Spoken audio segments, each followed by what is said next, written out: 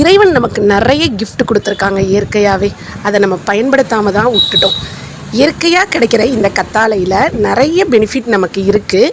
இந்த கத்தாழையை skin கேராகவும் use பண்ணலாம், இன்டேக்காகவுமே எடுக்கலாங்க. இதை இங்கிலீஷில் ஆலுவேரான்னு சொல்லுவாங்க. இந்த ஆலுவேரா உச்சி உள்ளங்கால் வரைக்கும் பல்வேறு ஆரோக்கியமான நன்மைகளை நமக்கு கொடுக்குது.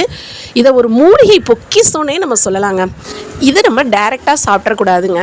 இதை ஒரு 7 தடவை கழுவுனதுக்கப்புறம் இதில் ஒரு மஞ்சள் ஜெல் போனோட்டி தான் நம்ம சாப்பிடணும். இதை இன்டேக்காக எடுக்கிறனால நமக்கு பைல்ஸ் ப்ராப்ளம் இருந்தால் கூட அது நல்லாவே க்யூர் ஆகுங்க.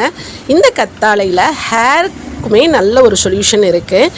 ஹேருக்கு நீங்கள் ஷாம்போட சேர்த்து இதை மிக்ஸ் பண்ணி தேய்ச்சி குளிச்சுட்டு வரையில் ஹேர் நல்லாவே சாஃப்டாகி ஹேர் க்ரோத் ஆகிறதையுமே நீங்கள் கண் கூட பார்க்கலாம்.